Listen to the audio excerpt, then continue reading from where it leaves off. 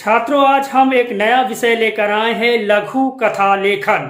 जी हाँ छात्रों, यह सीबीएसई बोर्ड के कक्षा 9 में और हाई स्कूल के पाठ्यक्रम में लघु कथा लेखन इस बार जो है नया जोड़ा गया है। लेकिन सबसे बड़ी समस्या है कि लघु कथा कैसे लिखा जाए। यह पहली बार पाठ्यक्रम में आ रहा है, तो यह भी पता नहीं कि प्रस्थान बिंदु के आधार पर किस तरह से हम लघु कथा लिखेंगे। इन सब बातों पर चर्चा करेंगे। इससे पहले मैंने लघु कथा पर कई वीडियो बनाए हैं, लेकिन इस वाली वीडियो में जो है आपको लघु कथा किस तरह से सोचना है और किस तरह से लिखना है, किस तरह से सिचुएशन होगी, इस तरह से, ताकि आप अपने एग्जामिनेशन में सही तरीके से लघु कथा लिख सके। क्योंकि वहाँ का माहौल दूसरा होता है, थोड़ा सा दबाव होता है, लेकिन अगर आपने सही जगह और सही तरीके से सोचा तो लघु कथा आप अच्छे से लिख सकते हैं।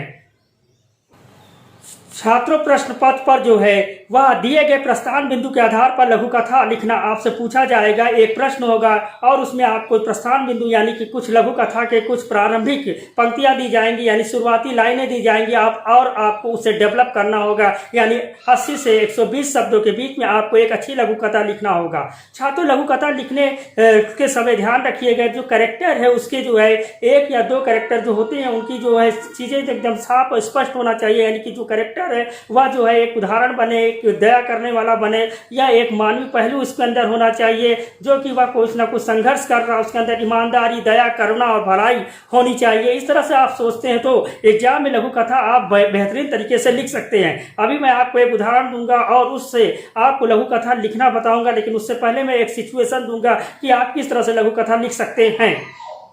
सिचुएशन देखिए जिससे कि लघु कथा आप डेवलप कर सकते हैं। सिचुएशन यह है कि राजू अपने मोहल्ले और कॉलोनी में जो रहता है और उसके सामने वाले पार्क में जो है खूब गंदगी पड़ी हुई है, लेकिन वह काफी लोगों से मदद मांगता है ताकि इस गंदगी को हटाया जा सके। राजू जो है कक्षा 10 में पढ़ने वाला एक छात्र है। साफ सफाई हुआ, राजू ने भी अपना योगदान दिया। यह देखकर आसपास के लोगों ने समझा कि वास्तव में हमें साफ सफाई पर ध्यान देना चाहिए और सभी लोग जो है साफ सफाई के लिए राजू का हाथ बटाने लगे। इस तरह से वह कॉलोनी, वह मोहल्ला जो है स्वच्छ हो गया और स्वच्छ भारत मिशन के अंतर्गत वह मोहल्ला जो है चुना भी गया। तो इस तरह से एक कहानी, एक प्लॉट आप डेवलप कर सकते हैं। हर बिंदु के आधार पर आप लघु कथा लिखिए 100 से 80 शब्दों में। तो यहाँ प्रस्थान बिंदु है, ध्यान से देखिए। राजू स्कूल से आ रहा था तो रास्ते में उसे एक बटुआ यानी पर्स पड़ा हुआ मिला। उस बटुए को खोला तो उसमें 4000 रुपए और एक दवा की पर्ची थी। तो इस तरह से आप जो है इस लघु कथा को पूरा करेंगे, सोचेंगे कि उस बटुआ में किसके पैसे थे, किसका पैसा गिर गया, आखिर वह दवा की पर्ची थी तो दवा की पर्ची, आखिर वह दवा लेने जा रहा व्यक्ति था और इस तरह से उसको दवा नहीं मिली होगी और इस तरह से उसको पर्स नहीं मिला होगा। तो राजू अगर उस पर्स को उस दवा लेने वाले व्यक्ति जिसका पर्स गिर गया था उस तक पहुंचा दे। तो इस तरह से आप सोच के जो है एक लघु कथा लिख सकते हैं। तो स्क्रीन पे देखिए लघु कथा लिखा हुआ है कि अब लघु कथा को पूरा करते हैं। राजू को सोचते देर नहीं लगी, अगले चौराहे पर कई दवाओं की दुकानें थी। राजू भागकर वहां गया और दुकानदारों से पूछा कि क्या कोई यहाँ पर दवा खरीदने आया था जिसके पैसे गिर गए हों और दवा नहीं खरीद पाया हो। कई दुकानदारों से पूछने पर एक दुकानदार ने कहा कि एक लड़का आया था, उसने दवा के पैसे देने के लिए जेब में हाथ डाला तो उसका बटुआ नहीं था।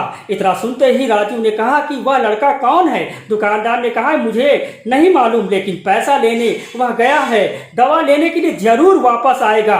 राजू ने दुकानदार को सारी बातें बता दी। कुछ देर बाद वह लड़का उस दुकान पर आया और एक नया पर्चा थमाते हुए कहा कि यह दवाई मुझे चाहिए। दुकानदार ने बताया कि तुम्हारा बटुआ खोया था, वह मिल गया। तो उस लड़के ने कहा कैसे?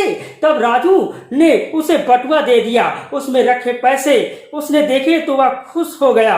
उसने राजू को बहुत बहुत धन्यवाद दिया। दुकानदार ने भी राजू की ईमानदारी की तारीफ की। उस लड़के ने बताया कि उसके पिताजी बीमार है, उसने 4000 रुपए इकट्ठा किया था, उसी पैसे से दवा लेने जा रहा था, लेकिन रास्ते में पैसा गिर गया। इसके बाद वह दवा लेने के लिए पैसे अपने मित्र से उधार लेकर आया था। उसने राजू की ईमानदारी की तारीफ की और कहा कि तुम एक अच्छे बच्चे हो। राजू बहुत खुश हुआ और फिर खुशी से झूमता हुआ अपने घर की ओर चला गया। तो छात्रों, इस लघु कथा का शीर्षक जो है आपको देना होगा। तो इस लघु कथा में राजू की ईमानदारी आई है, तो इस तरह से आप लिख सकते हैं। इस लघु लघु कथा का शीर्षक ईमानदारी। तो छात्रों, इस तरह के उदाहरण से आपको काफी मदद मिली होगी।